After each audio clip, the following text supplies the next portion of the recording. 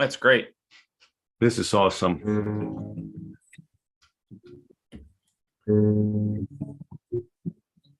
Well, do you guys want to chat about any sauna stuff? I'm going to probably light up my sauna here after this. How often have you been using it? I would say we're good 3 to 5 times a week. Okay. Yeah. And now I'm just kind of scrounging around for wood and making sure I got enough fuel for everything. But I want to start stockpiling some more, split logs. Yeah, that's always the thing with wood burning. Like, yeah, those Karu stoves, they just chew through wood. I mean, they're just rocket stoves, which is fine. You just got to make sure you've got enough, because there's nothing worse than running out mid heat up, and then you're splitting logs and it's wet and it's not going to burn that well. So that, way back in the day, my boss had this excellent it was not a summer place, it was a second home, and it was just outside of Helsinki, and he had this not like constantly burning, but this like what word are you guys using for those that you heat up once and then you let it simmer and then you start using it? Is there a word in English for that? so. We should come up with the word. We should. well, I've seen Risto Elema and Chemo use a word. I'm trying to remember. Single fire, maybe? Yeah. So I made that. I came up with that single fire. Yes, I came up with that. I told Risto that's the okay single. So my boss had this single fire stove heater, and we had some like in the Finnish tradition, we had these like important guests and whatnot, and it was always obviously because he was the boss and I was not, so it was my responsibility to heat up the sauna. And damn, we didn't have enough logs. And it's such a shame, it is like this single fire thing, which is not heated properly. It's just a waste. Just a letdown. Total letdown. Yes. Yeah. My dream is always, and I tried to stay on top of the wood, for our sauna, because there was something about running low that I really didn't like, because it kind of takes a pleasurable experience of starting the fire and planning the sauna and everything, and it made it stressful. Mm-hmm. So like I always wanted to have just tons of wood just ready to go. Yeah. I never really had that much like UP style where you have like a whole barn full of wood, but that was always my dream, is just have tons of wood. Yeah. Oh, absolutely. I always cut whenever I get ready for a sauna. I always cut enough for 2. And then, because there's always that time where you're like, I just want to start it. I just want to get going. You felt back home, and I'm talking about my childhood, you felt naked if you didn't have like the back of the sauna filled with logs. It's like if it started like shrinking, you're like you were panicking, and they were worth like 100 sauna sessions there. Mm-hmm. Yeah, I haven't stored any. I always maybe have 1 or 2 logs just kind of sitting by the stove, inside the hot room. But I don't store any wood in there, just because down here there's a lot of critters that live inside all that wood, and last thing I want is to sit down on a black widow that'd ruin your sauna pretty quick. Yeah, that's always the drool where people show their saunas and they have like a really excellent build. Like I drool over that, but really like a close second is a wood pile. You see someone say they have like 3 cords of wood just like all neatly stacked, and they're like years from now, and I'm like, oh, that's wonderful. I know it. And I've been watching on Facebook, and hopefully this weekend it's going to be kind of crappy out. So I always watch and see, hey, who's got free firewood? Who's posting their down tree? Hey, come and get it. I'll just pull up with the Jeep and, boom, boom, boom, load up some and run. And half the time it's just sitting out in their driveway and you don't even got to talk to the person. Yeah. Me and my wife, we're flying to Finland on June 15th. and we're going to be actually away for the whole month.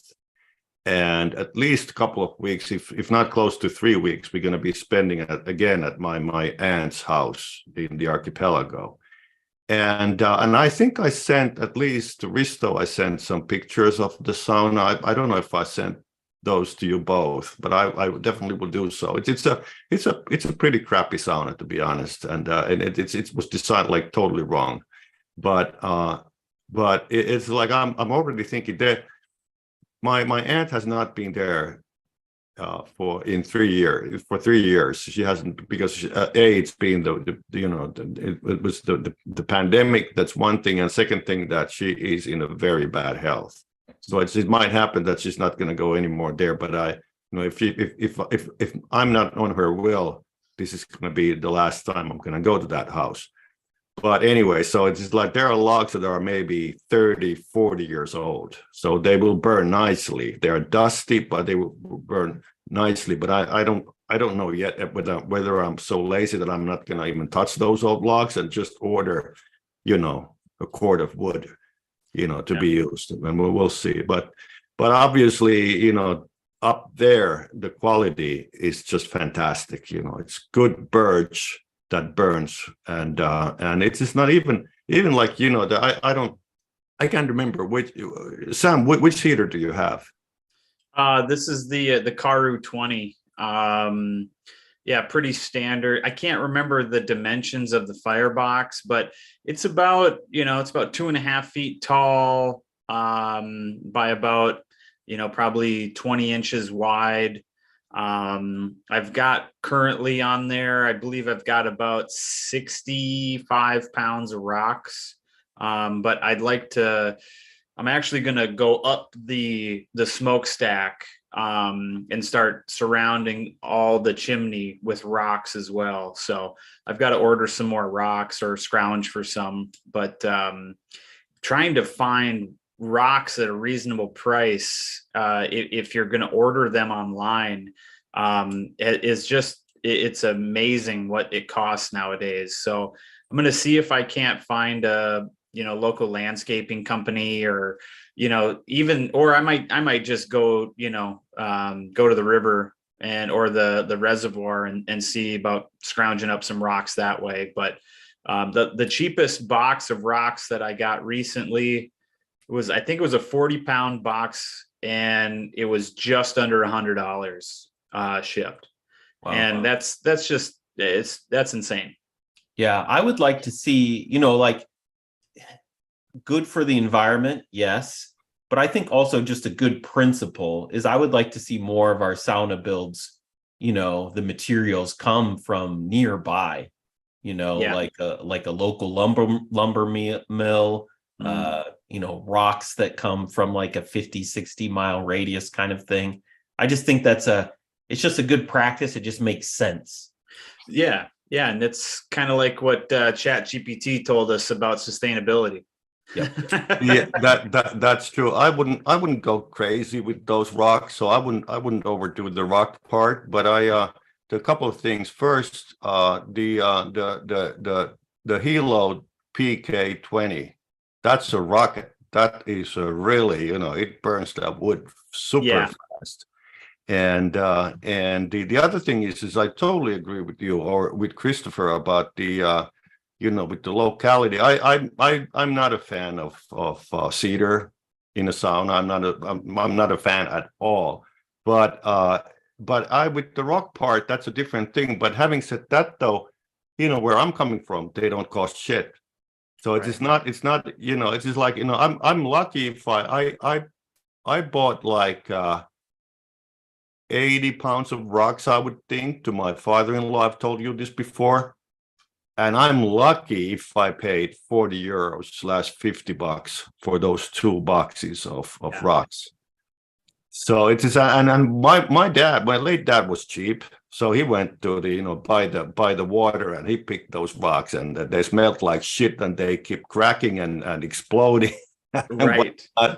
So I would go with the real deal, obviously, but this is of course they are heavy and they take a lot of space. It's the same thing as buying water. It's insane, how much it costs. Yeah. But yeah, that's definitely it should be local as much as possible.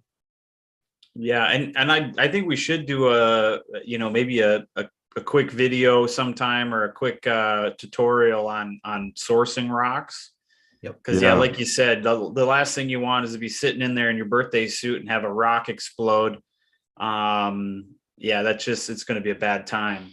But oh man, yeah, making sure that you get rocks that are not going to blow up on you, not porous like that. But and I've seen people too, all of a sudden, especially back from when I was in central Minnesota, granite was always easily available. And I told everybody, don't use pieces of granite. They're like, oh, it's a hard rock and it looks like a sauna rock, but as soon as they put water on it, they blow up. Yeah. And I remember the smell, these water rocks, it took like 10 sauna sessions to make that stupid smell go away. Yeah, I've found I have used, some, when we're out building ones out camping or anything like that. I've found I always preheat mine in the fire, get a good fire going and then put them in the fire. Cause then you'll know if they're going to blow up or not, hopefully before you get them in the hot room. That's true.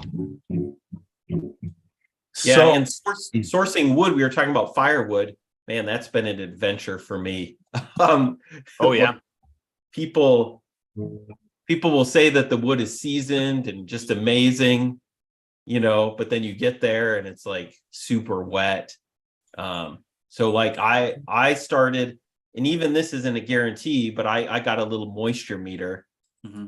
And when I would get wood off of Craigslist or Facebook, I would ask the person, I would say, are you okay if I test some of the wood, split a few random pieces open, just to really kind of like make them as honest as possible. And then I had to be willing to like walk away and be like, nah, this stuff's like 30% or whatever. Oh yeah.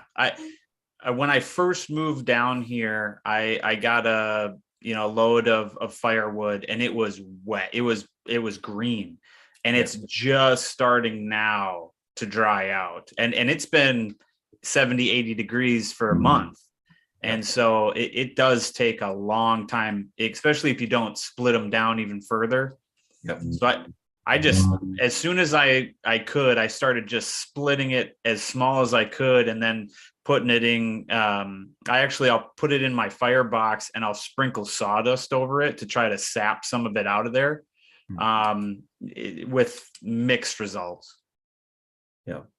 I don't even know how it would work in this country, but back home, obviously you can't, you can't use fresh logs. You have to preferably a couple of years. You have to let them just, stay or dry out. I'm thinking I should probably. I was thinking about ordering another cord now, maybe for winter. That's a good idea. And then you split it that ahead of time. Yeah. That's what I had to do with the stuff that I got that was kind of wet. I would go through, because these loads would be hit or miss. And I think a lot of it was ash because they had all the, the emerald ash borer trees that they took down. And so I would pull them out. I would split it, test the inside. The ones that were lower, I would have to segregate those. So I knew that those would be ready in like a few months. And then the wetter ones put off to the side. Yeah. Awesome, gentlemen. So how do I get rid of my calendar in that the upper bench Google? I want to get rid of that. I don't want to share my calendar at I'll have to connect with you outside of this, and I'll make a note so I don't forget. Okay, so and I have a I'm going to take because I don't have that sauna. I still don't. So I'm going to take my steam shower, the one and done thing right now. But I have a 5 o'clock and then I'm going to see Sam at 7. Right. And Bristow, are you gonna view or watch the ambassador? We'll see. I'll see what's going on here at home. I have the link, so I'm definitely curious about that ambassador program. I'm a big fan. I may not be super involved, but I will definitely be rooting that on from the sidelines. I'm excited sure. to see what happens.